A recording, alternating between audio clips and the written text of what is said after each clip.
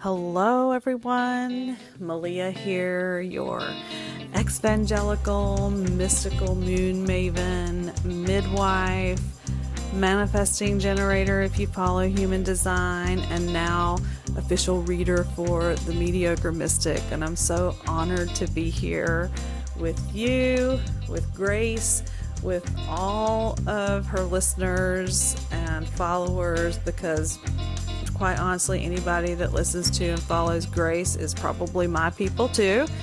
And I love this podcast. I love the way Grace shares her wisdom, her journey, her humor, her heart, her soul, all of that with all of us. And so it was just such an honor to be asked to do the monthly readings. And of course, I jumped at it. Because I just love being involved in anything that she's doing. If you would like your own reading, your own personal reading, you can go over to Instagram, follow me at lunar_aligned, and shoot me a DM. Let me know kind of what you're looking for, and we can customize a reading that's just right for you. The reading I'm doing for the collective today is a mind, body, spirit reading, and I'm using the Gentle Tarot by Mari of Mari in the Sky on Instagram. This deck was born out of her own mental health journey. She's an Indigenous woman in Alaska, and I highly encourage you, if you're a tarot deck lover like I am, to go and follow her and order her decks. She's in the process of putting together an oracle deck right now, I think. She just does beautiful work, and it all comes from a really intuitive and deep place in her soul, and it's so evident in these cards and in her work. And I know Grace is going to post a picture of the cards, and when you see the artwork, you're just going to be blown away. It's so beautiful. So mind, body, spirit reading using the Gentle Tarot. In the spot of mind, we have the Unseen card. Now, this is part of the major arcana, but this is a card that Mari added. So it was born of her own intuition, and I love that so much. The phrase that she picked for the Unseen card is, I surrender myself to the infinite whole and remember the abundance of love all around my being. And being that this is February in the love month, I wanted to be sure and read that because I felt like it was honoring of that energy. But also the unseen is a place that we're really being asked to come into right now. If you're part of the collective, looking at what's going on around us. And when I say part of the collective, I'm talking about the people who are connected to yourself, people who are connected to seeing this world as a whole. You see yourself as a thread in the tapestry instead of the extremes of hyper-individualism, or on the opposite side of that, like having no individual identity at all. But you see yourself as part of a whole, and as a part of the whole that has purpose. And so when I say the collective, that's what I'm referring to. And so the unseen is very much where we are being called to in our minds right now. Now, the unseen can mean a lot of different things to a lot of different people. And lately I've been pondering, what do I believe the, quote, the universe actually is? And do I even believe in the universe? I believe in an energetic field for sure. But that's part of this calling. Part of what we are being called into is expansion in our mind. Now, I think we feel like expansion in our mind comes from knowledge, comes from reading more and listening to more gurus and all these kinds of things. But that is not the way we expand our mind. That's the way we fill our mind. But the way we expand our mind is to go into the unseen, put all of our tools down on the floor or back in the toolbox and just sit in that space, sit in that void, and see what comes up. When we allow ourselves to take our mind to that place. And I think that we're all really scared of it. And honestly, I think part of the New Age movement is responsible for this, because they keep talking about the darkness and the shadows and all those kinds of things like they're big scary places. But they're not. They're just places. They're neutral. Every place has a purpose. Every place has some type of something to offer. So we go into the unseen and, we allow what's going to come up. Have you ever been in like a sensory deprivation situation, like a float tank or something like that? I haven't been. I keep saying I want to go, but I haven't been. But the unseen is that place. It's that place of sensory deprivation where we just kind of shut everything out and get down into the core of our intuition and hear our internal voice start to talk. But also the unseen is a place to recognize that whatever is out there, we're not sure of. So if you're in a place right now where you feel like you are following something, and this is something as an ex-evangelical I've had to be really careful of, is not to leave one religion and follow another. Are you in the unseen right now, in that you are following what your intuition is truly leading you to? Or are you following what someone is saying? Because you don't want to go into the unseen. You don't trust yourself in the unseen. You're afraid that if you get put in the unseen, you'll believe the wrong thing. You'll go after the wrong thing. You'll do the wrong thing. And you keep thinking, I need someone to guide me. I need someone to turn on the lights. Sometimes we need somebody to come in and turn off the lights. Let me be that person for you. It's time to turn off the lights and get deep within yourself, because this whole year is going to ask you to rethink every belief you've ever had. And you got to be willing to do that in order to expand. If you want to expand your mind, that's what you do. You expand your mind by putting all of that down and just allowing it to move and to be expanded beyond its borders. If you just want to fill your mind, then just keep following gurus and keep reading books and keep doing all the things. Now, there's nothing inherently wrong with, being under the teachings of people. I like to think I'm a person who's a teacher. There's nothing wrong with that, but we have to be careful about our relationship to it. And so sometimes we have to come back to the unseen to make sure that what we're doing is really honoring ourselves, surrendering ourselves to the infinite whole, and not to a group that believes this or a group that does that, right? And that's the way we keep that abundance of love around us. So in the mind, you're being asked to move into the unseen spaces. In the body spot, we've got the Six of Stones. Now, the Six of Stones is a card that's, equivalent to the Six of Pentacles in the traditional tarot. And it's about harmony, balance, give and take, evaluating where you're at with those dynamics in your life. But it's also kind of like, where are you experiencing longing? And then on the flip side of that, or where are you experiencing longing that's maybe leading to some resentment? And then on the flip side of that, like, where are you over giving to the point of resentment? And since resentment to contentment is the reigning theme in my cyclical living group, this lunar cycle, it's not a surprise to me that this card is coming up. There's a sweet spot in the middle always. And so pulling back on that overgiving and but being willing to sort of lean into and release some of that resentment.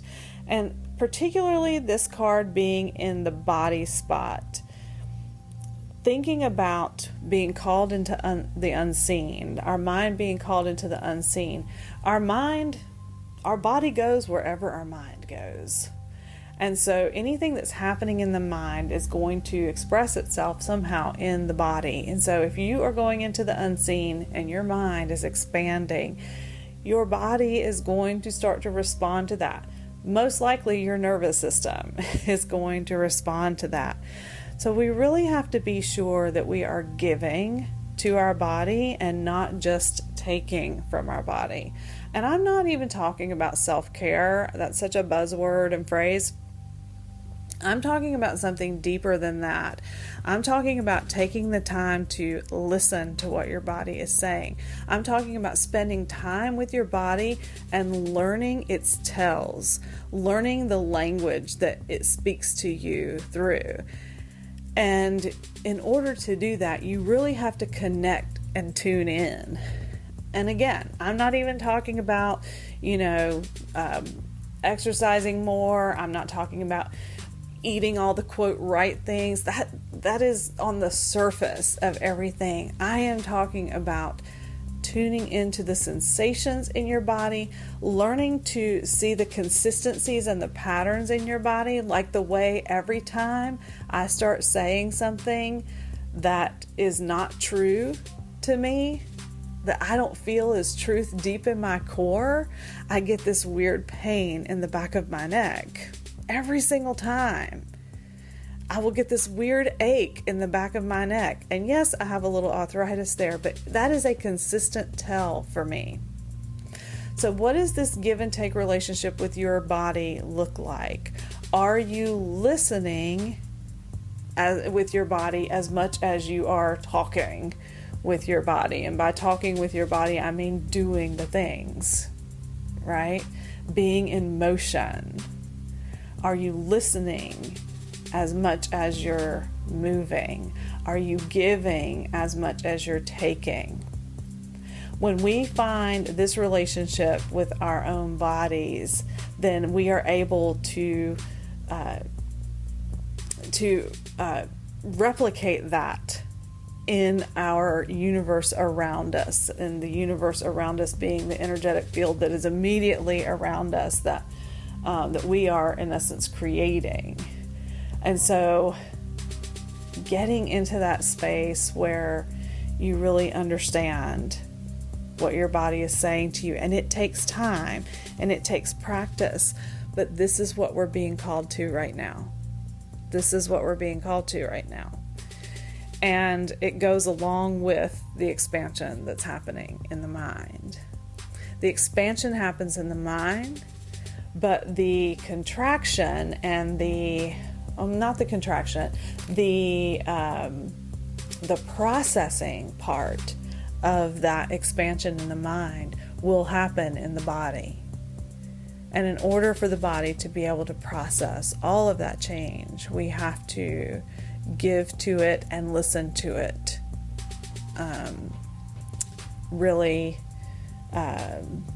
What's the word I'm looking for? We have to listen to it really intently. Then we get to the Spirit card, the Death card. Everybody, nobody loves the Death card because the death, right? We're so scared of death. We feel like death is the ultimate betrayal in our society. And that's really unfortunate because it has really affected the way that we don't heal from loss and from death in our society. The Death card is just a card of moving on. And in in the book, Mari, her phrase that she uses for the death card is, I embrace my most true self. I leave behind what no longer serves me. I love that she uses that phrase, no longer serves me, because I hear people and teachers all the time saying, release what doesn't serve you. Only keep the things that do. Here's the thing. Let me just tell you, no matter what you're doing, no matter what's happening in your life right now, whatever is going on that you're doing or allowing, what is serving you in some way. Everything is serving us in some way. Now, at some point, it may stop serving us. We may evolve, we may expand, we may grow, and it may no longer serve us at that point. But everything serves us for a while. And even though those things might not be what in our society we would consider healthy, they are in fact tools that help us get by. So for years I've had binge eating disorder, and it kind of comes and goes in how it shows up in my life. And I could say, oh, I want to release binge eating disorder because it doesn't serve me, meaning it doesn't do anything good for me. That's not true. Maybe it does have a lot of challenges and negatives that come with it, but it actually does serve me in some ways. Sometimes binge eating is what temporarily regulates my nervous system and helps me get by in that moment, and in that way it serves me. So the death card that Mari has created is the picture of a hermit crab leaving the shell for a bigger shell. And I love, love, love that depiction on this card, because the walls have gotten have come in too close and gotten too tight around this hermit crab, and so they are leaving to go into a bigger, brighter, more expansive, more spacious place. And that is what it looks like to release what isn't currently serving us. But in doing that, we can say a honoring goodbye to the things that have served us, even if we feel like they weren't the best things, maybe they weren't the best choices, whatever. We can put all kinds of judgments on them, but they did serve us in the moment. And we are much more likely to move on and evolve from those things when we bid them an honoring and sacred farewell, rather than push them out of our lives and reject them and kick them out the door, like a bad ex, right? So changing our perspective spiritually on what it looks like to walk away from the things that are closing us in, from the things that we have outgrown. This is going to be a year that's going to ask you to reevaluate every belief you've ever had. When it happens to you, I hope that you remember my voice in this moment and be like, fuck, Meliea said this is what was going to happen.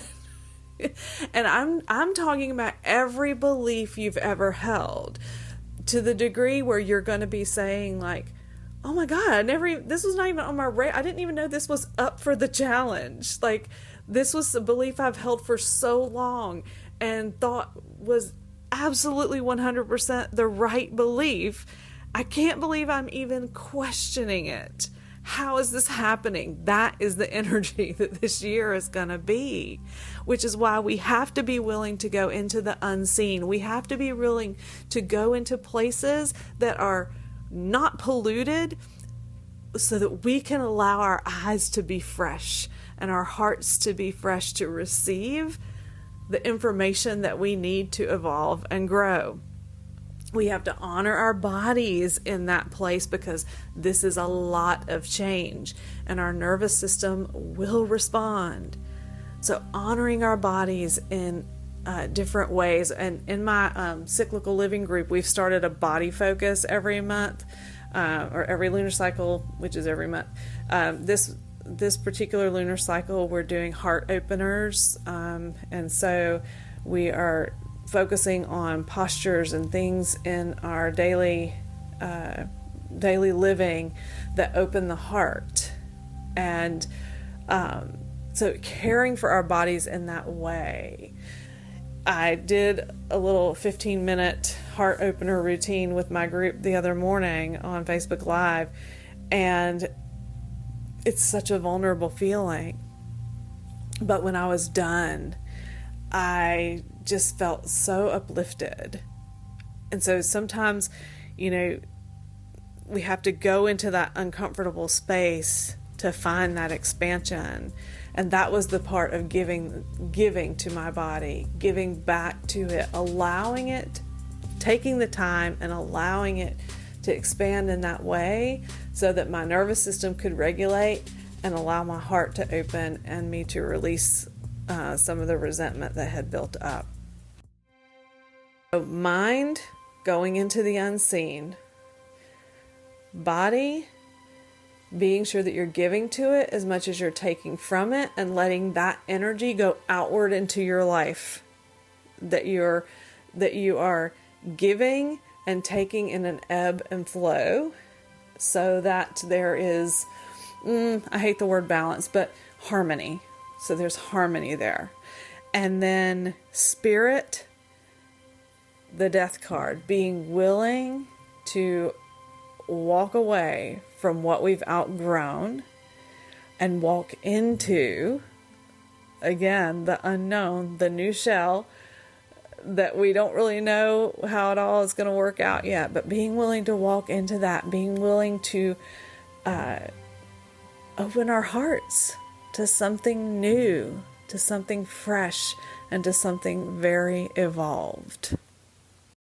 It's such an honor to bring this reading to you. I hope that your February is one of exploration, of non-judgmental observation, of expansion, of vulnerability, and of releasing your resentment and finding your way into contentment.